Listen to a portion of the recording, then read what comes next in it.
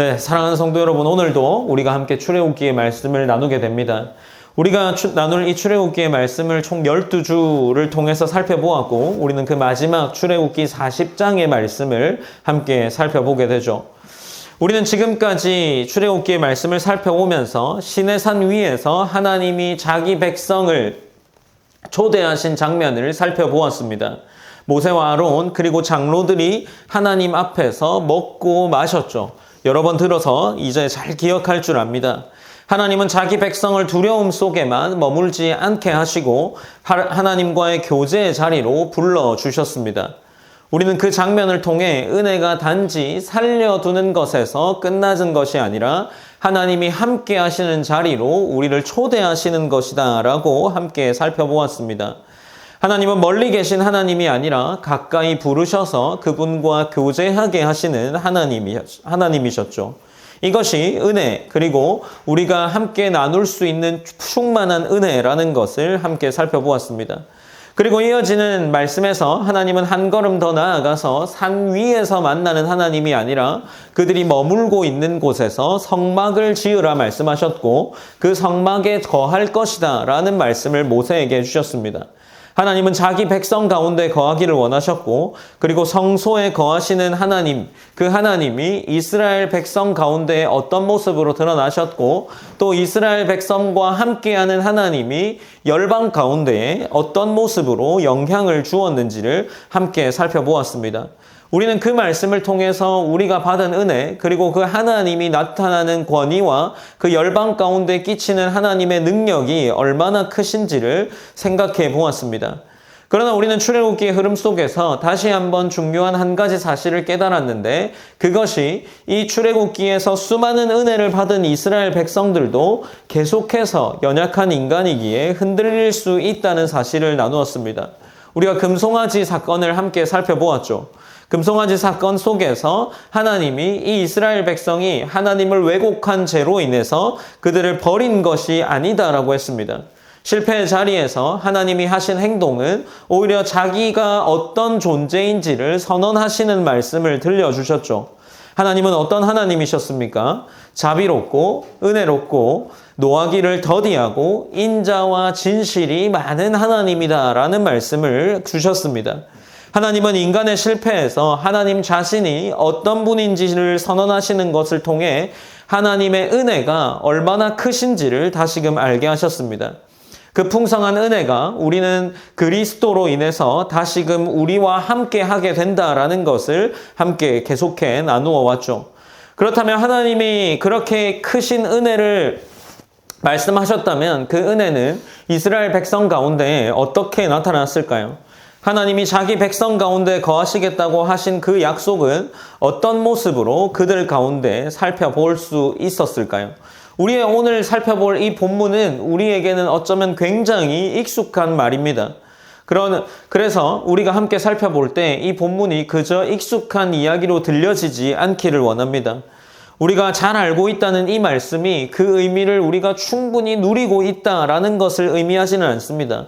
때로는 익숙함 때문에 그 의미가 우리의 마음에 깊이 와닿지 못할 때도 있습니다. 그래서 우리가 오늘 이 말씀을 살펴볼 때는 이 이스라엘 백성 가운데 함께 하신 하나님, 그 하나님이 어떤 모습으로 함께 하셨고 하나님이 자기 백성에게 거하신다는 이 사실이 우리 삶 속에 조금 더 새롭고 생동감 있게 다가오는 이야기이길 원합니다.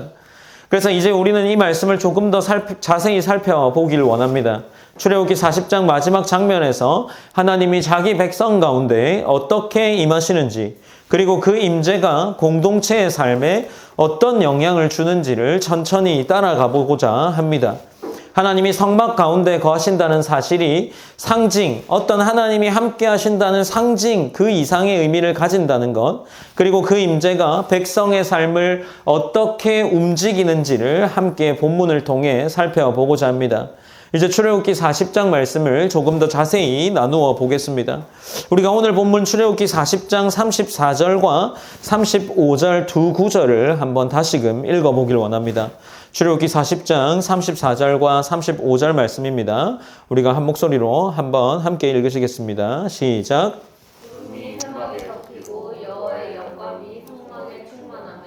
모세가 회막에 들어갈 수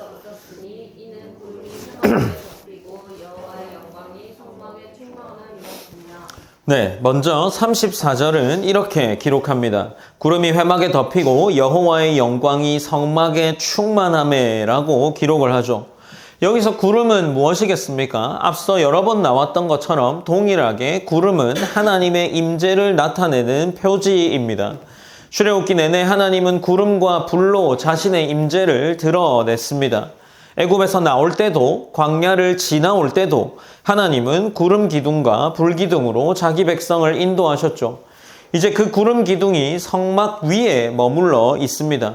이것은 하나님이 더 이상 멀리서 인도하시는 분이 아니라 공동체 한가운데에 거하시기 시작하셨다라는 것을 보여주는 장면이기도 하겠죠. 하나님이 약속하신 내가 그들 중에 거하겠다라는 말씀이 이제 출애굽기 40장에 이르러서 실제로 이루어진 순간입니다. 이제 이어지는 여호와의 영광이 성막에 충만했다라는 이 표현은 이 장면의 절정을 보여준다라고 할 수 있겠죠. 여기서 영광이라는 단어는 카보드라는 히브리어인데 빛이나 광채를 의미하는 것이 아니라 하나님의 실제적인 임재를 가리키는 표현입니다. 하나님의 임재를 가리킬 때 이 카보드라는 단어가 등장을 하죠. 하나님이 자신의 존재를 드러내실 때 사용되는 단어라고 할 수 있습니다. 즉 지금 성막 안에 어떤 분위기가 형성되어 가는 것이 아니라 하나님 자신이 그 가운데 임하셨다라는 것을 말하고 있죠.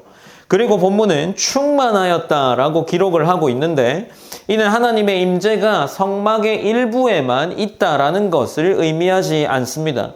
이는 성막 전체를 가득 채우는 임재임을 말하고 하나님은 자기 백성 가운데 자신을 조금 혹은 일부만 드러내어 머무르시는 것이 아니라 온전히 자신을 드러내면서 거하시는 분이다라는 것을 이 하나님의 영광이 충만했다, 곧 충만했다라는 표현을 통해서 드러내주고 있습니다.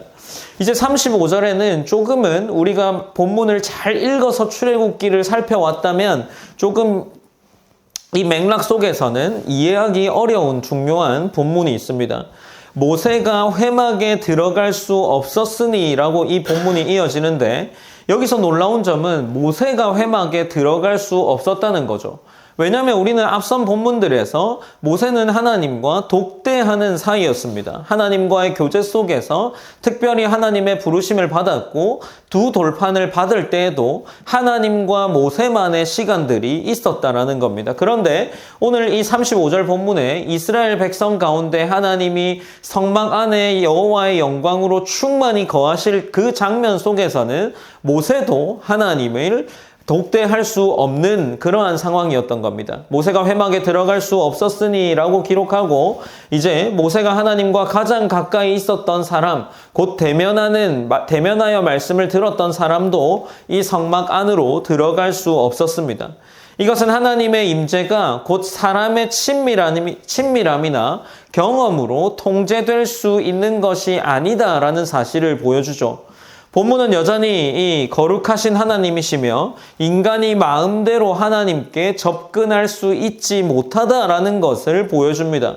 이 장면은 우리에게 꽤나 중요한 의미를 가지게 됩니다.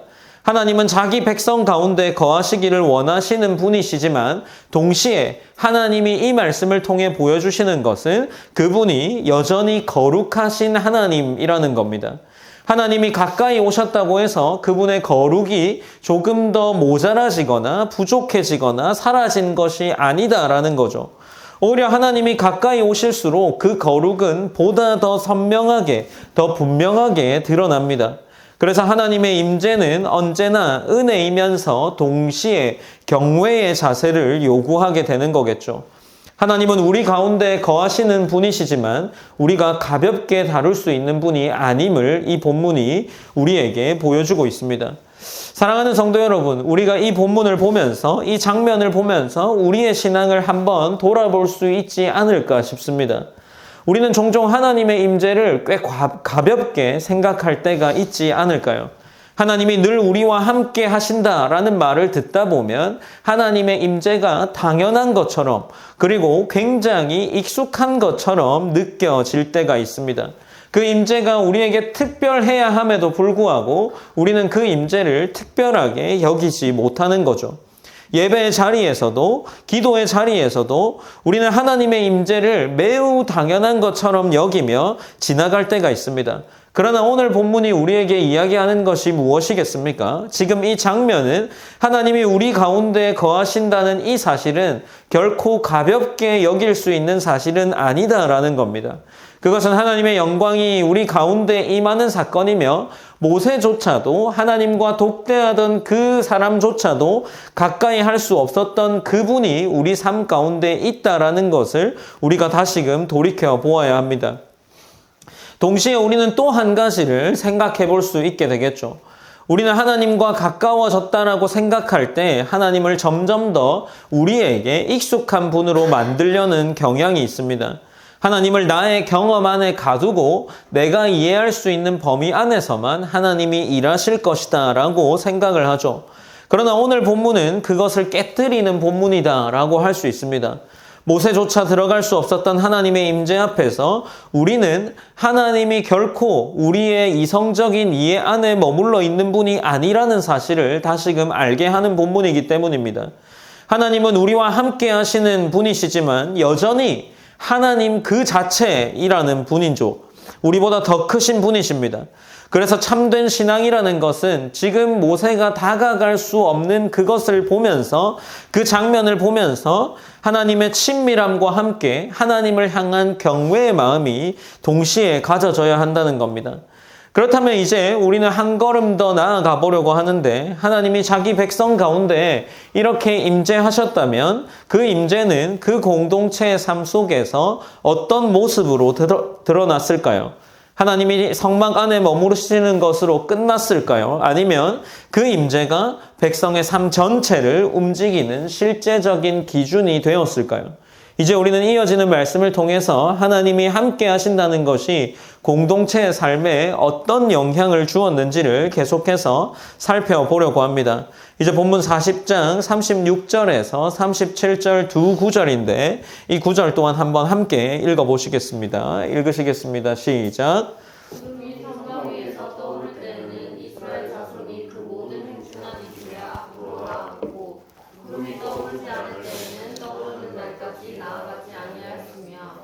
네, 36절도 이제 이렇게 이어져 나갑니다. 구름이 성막 위에서 떠오를 때에는 이스라엘 자손이 그 모든 행진하는 길에 앞으로 나아갔고 라고 합니다. 사실 이 본문은 우리가 굉장히 잘 아는 그러한 본문을 말해줍니다. 여기서 중요한 표현은 구름이 떠오를 때가 될 겁니다. 이스라엘 백성이 이동하는 기준이 분명하게 제시되고 있다라는 거죠. 그들의 출발은 굉장히 좋은 날씨 혹은 굉장히 좋은 지도자의 판단, 계획에 시작되지 않았다라는 거죠. 하나님의 임재가 움직일 때 그들이 움직였다라는 겁니다. 이것은 이동 방식을 말하는 것이기도 하지만 공동체 전체의 삶의 기준이 무엇으로부터 시작되었고 무엇으로부터 정해져서 나아가고 있는지를 보여주는 장면입니다. 이스라엘은 자기 뜻대로 움직이는 공동체가 아니었다라는 겁니다. 하나님의 임재가 있었고 그 임재가 어떤 방향으로 가는지를 보고 반응하는 공동체가 되어 가는 거죠. 그 모든 행진하는 길에라는 표현도 이제 우리가 살펴볼 만한 표현인데 예외적인 상황에만 적용된 것이 아니다라는 것을 보여주죠. 특정한 중요한 순간에만 하나님을 찾고 나머지는 자기 방식대로 사는 것도 아니다라는 겁니다. 그들의 모든 여정에서 동일한 기준에 적용되었습니다. 광야의 길은 예측할 수 없는 길이었고 때로는 빠르게 움직여야 할 때도 있었을 겁니다. 때로는 더 오래 머물러야 하는 상황도 있었겠죠. 그러나 지금 이 본문에서 이스라엘 백성 이 공동체의 삶의 방향은 속도가 중요한 것이 아니었고 하나님이 어떻게 움직이시는가가 그들의 삶의 기준이 되어서 이스라엘 삶 전체가 하나님의 임재에 의해서 조율되고 있었다라는 겁니다. 이제 37절은 그 반대의 상황을 보여주는데 구름이 떠오르지 않을 때에는 떠오르는 날까지 나아가지 아니하였으며 라고 그 말씀이 이어져 나가죠. 여기서 우리는 또 하나의 중요한 원리를 깨닫게 됩니다. 하나님이 움직이지 않으시면 백성도 움직이지 않았다라는 겁니다. 이것은 신중함을 말하는 것이 아니라 하나님보다 앞서가지 않은 삶을 이야기하는 거죠. 인간은 어떻습니까? 본능적으로 계속해서 무엇인가를 하고 그것으로 인해서 안심하려고 하는 것 같습니다. 그러나 이스라엘은 아무것도 하지 않는 것처럼 보이는 시간조차도 하나님 앞에서 머무는 시간으로 받아들여져야 했습니다. 그러니 지금 이스라엘 백성들, 곧 광야, 우리가 광야의 삶을 체험해보진 못했지만 그 광야는 꽤나 험난한 삶이었을 거라 짐작해 볼 수 있었을 겁니다. 그러나 그 가운데 곧 어려운 상황이 왔더라도 그 구름이 움직이지 않았거나 임재하지 않았더라면 결국 그곳에 머물러야 했던 겁니다. 그 곧 기다림조차도 그들은 신앙의 일부로 살아가야 했던 거죠. 이 장면 또한 우리에게 질문을 던집니다. 우리의 삶은 무엇으로 움직여지냐라는 거죠. 우리는 종종 상황을 판단합니다. 감정을 따라서 결정하기도 하고 계획에 따라 움직이기도 합니다. 물론 이것이 전혀 중요하지 않다. 꼭 하나님의 임재가 우리 안에 눈앞에 보여져야만 움직여야 된다라는 것을 이야기하는 것은 아닙니다. 그러나 성경이 말하는 것은 하나님의 백성의 삶은 궁극적으로 하나님의 말씀에 의해서 이끌려야 한다라는 겁니다. 이스라엘은 자기 기준으로 광야를 통과한 것이 아니라 하나님의 임재를 따라 걸었습니다. 그래서 그들의 여정은 어떤 지리적인 이동을 하는 것과 동시에 하나님과 동행하는 삶이 되었다라는 겁니다. 하나님은 우리의 삶의 일부를 도우시는 것이 아니라 우리의 삶 전체를 주관하시고 이스라엘 백성 공동체 전체를 주관하셨던 것처럼 우리의 삶도 전체를 주관하시기를 원하실 겁니다. 우리의 걸음 하나까지도 하나님의 주권 아래에 있어야 한다는 사실을 이야기하는 거겠죠. 그러나 우리는 그럼에도 불구하고 하나님의 말씀을 따라 사는 것을 참 어려워하는 것 같습니다. 더 나아가서 우리가 하나님의 말씀 따라 사는 것이 어려운 또 다른 이유가 있다면 우리가 하나님의 말씀을 잘 알지 못하기 때문이 아닐까 싶습니다. 우리의 마음 깊은 곳에 하나님의 말씀이 잘 심겨져 있다면 그것이 이 상황에서 좌회전을 해야 된다 혹은 우회전을 해야 된다라는 것을 의미하는 것이 아니라 우리의 방향성이 어디를 지지하고 우리의 삶의 기준이 어디를 따라가고 있냐라는 것을 이야기하는 거겠죠. 만약 우리가 그것을 잘 알지 못하는 것이라면 우리의 마음 안에 심겨진 말씀의 뿌리가 굉장히 연약한 상태에 있다라는 것을 이야기하는 것은 아닐까요? 하나님은 실제 삶의 방향과 실제의 삶의 기준을 정해 주시는 것이 하나님이 원하시는 신앙일 겁니다. 이스라엘이 구름을 따라 움직였던 것처럼 오늘 우리는 하나님의 말씀을 따라 살아갑니다. 이것이 하나님 중심의 삶이겠죠. 결국 이 장면은 하나님의 임재가 무엇을 의미하는지를 분명하게 보여줍니다. 하나님이 함께 하신다는 것은 우리 안에 감정적인 위로가 주어진다라는 것을 의미하는 것에 머물지 않습니다. 그것은 우리의 삶의 방향이 바뀐다는 것을 의미하는 것이고 우리가 말씀을 더 깊이 알수록 어디로 가야 할지 혹은 이 상황 속에서 어떤 선택을 해야 할지 언제 멈추어야 할지 우리가 누구를 따라서 가야 할지를 결정하는 삶이 말씀을 따라 사는 삶이고 곧 지금 이스라엘 공동체의 삶이 하나님의 임재를 기준으로 움직였다는 것이 우리에게 적용되는 그러한 지점이 아닐까 싶습니다. 이제 본문은 40장 38절로 출애굽기가 마무리되는데 40장 38절 말씀도 한번 한 목소리로 함께 읽어보시겠습니다. 시작.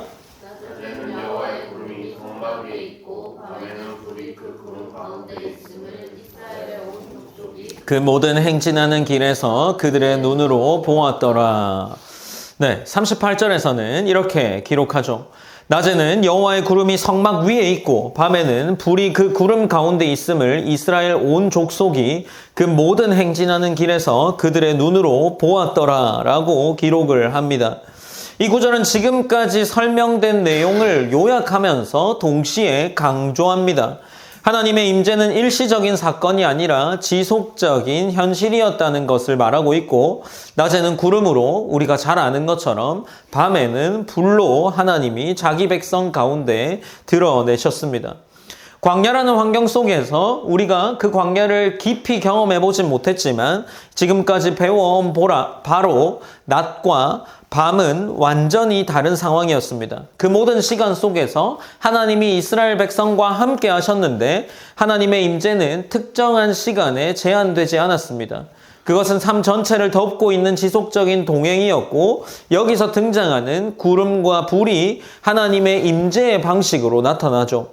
그런데 이 낮에 임한 구름 그리고 이 밤에 임하는 불이 이스라엘 백성 가운데 함께 계신다라는 것만 보여주진 않았습니다. 왜냐하면 낮에는 구름이 광야의 뜨거운 태양으로부터 보호하는 역할을 했을 거고 밤에는 불이 어둠 속에서 길을 밝히는 역할을 했을 겁니다. 그러니 지금 이스라엘 백성에게 함께 하시는 하나님은 그저 함께함이 아니라 그 임재를 통해서 이스라엘 백성을 향한 실제적인 보호와 인도를 했다라는 겁니다. 그러니 지금 하나님의 임재는 우리가 하나님의 임재를 생각할 때 굉장히 추상적인 개념으로 느끼기도 하지만 하나님의 임재는 오늘 이스라엘 백성에 나타나는 하나님을 볼 때 구체적인 방식으로 그들의 삶 가운데 개입했다라는 것을 보여주고 있죠. 하나님은 자기 백성의 상황에 맞게 그 자신의 모습을 드러내셨습니다. 그들의 필요 속에서 함께 했죠. 원문을 보면 그들의 눈으로 보았더라라는 표현이 기록되어 있습니다.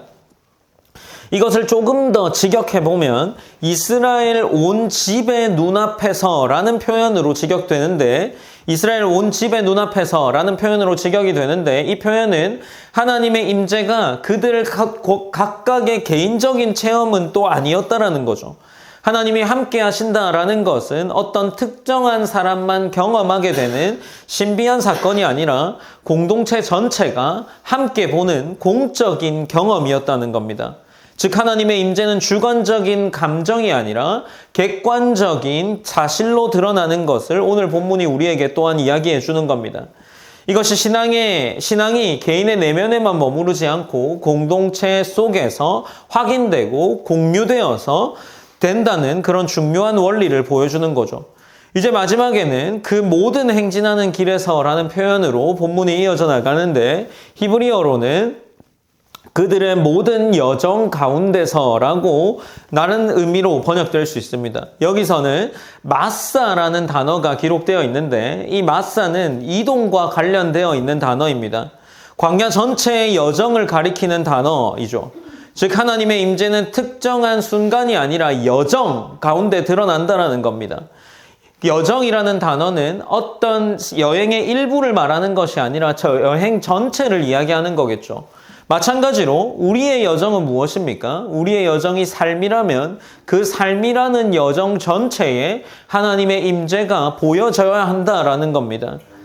즉 하나님의 임재는 특정한 순간에만 나타나는 것이 아니라 우리의 삶의 시작과 끝까지 함께 하시는 분임을 오늘 본문이 마지막 구절을 통해서 이야기하는 겁니다. 그 사이의 모든 과정 속에서 함께 하신 하나님을 이스라엘 백성이 경험했던 것처럼 우리 또한 하나님을 알게 된 그 시점부터 우리의 삶이 나아가는 그 끝까지 함께 하시는 그 여정이 우리 가운데 주어졌다는 겁니다. 그래서 이 구절은 출애굽기의 결론뿐만 아니라 하나님이 자기 백성과 어떻게 함께 했고 또 언제까지 동행하시는지를 보여주는 선언이 될 겁니다. 하나님은 이스라엘 백성에게 불과 기둥으로 자신의 임재를 드러내셨습니다. 그런데 그 불과 기둥은 단순히 함께하는 것 그 이상으로서 그들이 필요했던 실제적인 보호와 그들에게 필요했던 실제적인 공급이 되어줬습니다. 그리고 이제 그 하나님은 여정이라는 단어를 통해서 보여주기를 그들의 공동체 전체를 함께 하시겠다 말씀하셨고 그것이 우리에게 적용되어졌다면 우리의 삶 전체를 그리고 우리 교회가 세워지는 이 교회 전체를 하나님이 함께 하시겠다라는 것을 오늘 본문이 보여주고 있지는 않을까요? 사랑하는 성도 여러분, 우리는 오늘 이 말씀을 통해서 하나님이 자기 백성을 어떻게 이끄는지를 보았습니다. 이미 우리가 잘 아는 본문의 사건들이죠. 이 말씀을 우리의 삶에 적용해 본다면 성도의 삶이 어떨지를 생각해 보는 것으로 오늘 말씀을 한번 마무리해 보겠습니다. 하나님은 이스라엘 백성과 함께 계신 것으로 끝나지 않았다라고 말을 나누었습니다. 하나님은 실제로 그들의 걸음을 움직이셨고 그들의 여정을 책임지셨습니다. 그리고 우리는 그 이야기의 끝을 알고 있고 하나님은 그들을 광야에 두지 않으셨고 그들을 끝내 약속하신 땅까지 인도하셨습니다. 이 사실은 우리에게 꽤나 중요한 확신을 가지게 할 겁니다. 하나님이 한 번 붙드신 백성을 끝까지 이끄신다면 오늘 우리 성도로서의 삶 또한 하나님께서 한 번 붙드시고 끝까지 이끌어 간다는 겁니다. 우리의 삶도 결코 방향 없이 흘러가고 있지 않다라는 사실을 보여주는 거겠죠. 그래서 우리는 어떻습니까? 우리의 삶을 기대할 수 있습니다. 내 삶이 아니라 하나님이 이 삶을 이끌어 가시기 때문이겠죠. 그래서 성도의 삶은 현재의 삶을 견디는 것으로 보여져서는 안 됩니다. 그렇게 우리가 하루의 삶을 견디는 것으로 살아가는 것이 성도의 삶이 아니라는 겁니다. 앞으로 드러날 하나님의 은혜를 기대하는 삶이 성도의 삶이어야 하는 거죠. 이스라엘 백성은 광야를 걸어가면서 아마도 그 길의 의미를 다 이해하지 못했을 겁니다. 왜 이 길로 가는지, 왜 이 자리에서 이렇게 오랜 시간을 머물러야 하는지 알지 못하는 순간들이 훨씬 더 많았을 겁니다. 그러나 시간이 지나고 나서야 그들은 깨닫게 되었겠죠. 하나님이 그들을 먹이셨고 보호하셨고 가장 좋은 때에 가장 필요한 방향으로 인도하셨다는 것을 그들이 알았을 겁니다. 즉 하나님의 인도는 언제나 그 순간에만 설명되지 않습니다. 그러나 이후에 보면 결국 은혜였다는 사실을 보여주고 있는 것이 오늘 본문이 될 겁니다. 그래서 믿음은 지금 보이지 않아도 하나님이 이끌어 가시는 그 길 끝에 반드시 드러날 은혜가 있음을 믿는 것이 성도의 삶일 겁니다. 이 기대는 우리의 삶을 완전히 다른 방식으로 바라보게 하겠죠. 우리는 더 이상 상황에 끌려가지 않는 사람이 되어야 한다라는 거죠. 하나님이 이끄시는 여정을 살아가는 삶을 믿는다면, 그래서 우리가 그 삶을 살아가고 있다고 생각한다면 우리의 삶을 쉽게 포기하거나 단정하지 않을 겁니다. 지금 내가 있는 자리, 그리고 지금 내가 지나가는 관계, 지금 내가 마주하는 상황 속에서 하나님이 어떻게 일하실지를 기대하는 것이 성도의 삶이 될 겁니다. 이것이 성도가 자신의 삶을 매일매일 기대함으로 나아갈 수 있는 이유가 되겠죠. 우리의 삶은 내 계획이 아니라 하나님의 인도하심이 있기 때문이고 내 능력이 아니라 하나님의 은혜가 그 끝에 있기 때문일 겁니다. 특히 이 믿음은 우리의 관계 속에서 더욱 구체적으로 드러나지 않을까요? 우리는 때로는 마음에 맞지 않는 사람을 만나고 이해되지 않는 상황에 놓이게 됩니다. 원하지 않는 자리에 머물게 될 때가 있겠죠. 그럴 때 우리는 그 자리를 벗어나고 싶어 합니다. 그러나 오늘 말씀은 우리에게 이 질문을 바꾸어서 하게 할지 모르겠습니다. 왜 이런 일이 나에게 일어났을까? 멈추지 않고 하나님이 이 자리에서 어떤 은혜를 드러내실까까지 생각할 수 있는 것이 오늘 본문이 성숙한 성도의 모습으로 제시하는 삶이 아닐까 싶습니다. 하나님은 우리의 삶을 헛되이 사용하지 않으시는 분이 됩니다. 그리고 놀랍게도 하나님이 이끄시는 자리는 언제나 은혜로 끝이 나게 된다는 사실을 우리는 신앙의 경험으로 익히 알고 있을 겁니다. 때로는 나를 변화시키는 은혜로, 때로는 다른 사람을 살리는 은혜로 나타납니다. 이것이 하나님이 성도에게 요구하는 삶, 그리고 성도가 비춰내야 할 삶의 모습일 겁니다. 우리는 은혜를 만들어내는 사람은 아닙니다. 우리는 하나님이 이끄시는 삶 속에서 이미 주어진 은혜를 경험하고 그것이 다른 곳으로 흘러가도록 하는 사람들입니다. 이스라엘이 구름을 따라 움직였을 때 그들의 삶은 자연스럽게 하나님의 이야기를 드러내는 삶이 되었습니다. 그들의 보호와 공급과 인도는 결국 하나님이 어떤 분인지를 보여주는 증거가 되었습니다. 마찬가지로 우리의 삶도 그러해야 하지 않겠습니까? 하나님이 우리를 이끄신다면 우리를 이끄시는 삶 속에서 동일한 일이 일어납니다. 우리가 살아가는 방식, 우리가 맺는 관계를 맺는 태도, 우리가 상황을 받아들이는 모습 속에서 하나님의 일하심이 그 삶을 통해 보여져야 한다는 겁니다. 그리고 이스라엘 백성을 통해서 열방에 보여졌던 그 하나님의 권위와 은혜, 능력이 동일하게 우리의 삶을 통해서도 자연스럽게 드러나고 결국 그것이 다른 사람에게 흘러 들어가게 됩니다. 우리는 이 말씀을 잘 알고 있을 거라 생각합니다. 사도 바울은 말씀을 통해서 모든 것이 합력하여 선을 이룬다라고 말했습니다. 그리고 이 말씀은 우리가 무조건적으로 남용해서 적용하는 말씀은 또한 아닙니다. 그러나 하나님께서 합력하여 선을 이룬다라는 이 말씀은 우리 삶에 여전히 이해되지 않는 시간들이 있고 고통스러운 견디기 힘든 순간들도 있다고 하더라도 광야의 길이 그랬던 것처럼 하나님의 인도가 선한 길로 우리를 이끌어 가실 것이다 라는 것을 기대하게 하는 말씀이 될 겁니다. 우리는 하나님은 우리의 모든 걸음을 통해서 은혜를 이루어 가실 겁니다. 우리가 그것을 믿고 나아간다면 이 삶 속에서 우리가 한 해를 품고 나아가는 그 한편의 말로서 우리가 나눌 은혜를 보여줄 수 있지 않을까 싶습니다.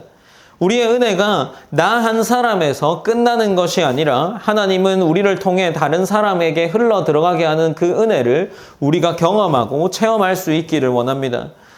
그리고 우리는 이 모든 흐름이 어디서 완성되었는지도 잘 알고 있습니다. 하나님은 그리스도 안에서 우리를 완성시키셨고 그 그리스도 안에서 우리에게 거하심으로 말미암아 이 은혜를 흘려보내게 하실 겁니다. 우리의 삶이 결코 무의미하지 않습니다. 하나님이 이끄시는 그 길 위에서 우리의 삶은 은혜로 채워지고 그 은혜는 결국 누군가의 삶으로 흘러 들어갈 겁니다. 그 길 위에서 우리의 삶은 반드시 계속해서 선순환하며 은혜로 채워지고 은혜를 흘러내는 그러한 성도의 삶이 될 겁니다. 우리가 내일을 기대하는 성도라는 제목으로 말씀을 나누었습니다.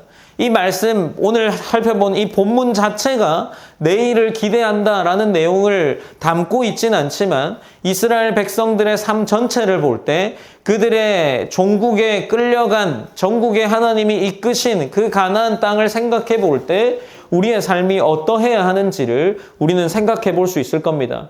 그렇기에 우리가 오늘의 삶의 모습에 우리의 삶을 단정짓지 않고 혹은 당장의 며칠 뒤의 우리의 삶의 모습을 단정짓지 않고 내게 주어진 삶이 하나님께서 이끄시는 삶임을 알 때 우리는 또한 계속해서 우리의 삶을 기대로 가득한 삶으로 살아나갈 수 있을 겁니다. 우리가 그러한 삶을 살아낼 수 있는 귀한 일상교회의 성도가 되길 원합니다.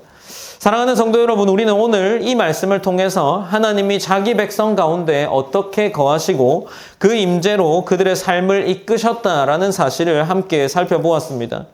그리고 이 자리에서 우리는 오늘 성찬을 시행하게 됩니다. 이 성찬이라는 것은 단순한 의식, 그것이 아니죠. 그 은혜를 가장 분명하게 경험하게 하는 것이고 그 은혜를 우리가 그 은혜와 함께하고 있다는 것을 이 감정뿐만 아니라 우리의 육신이, 우리의 몸이 감각으로 느끼게 해주는 자리입니다. 우리와 함께 거하시고 우리를 끝까지 이끄신다는 사실을 눈으로 보고 손으로 만지는 방식으로 확인하는 시간입니다.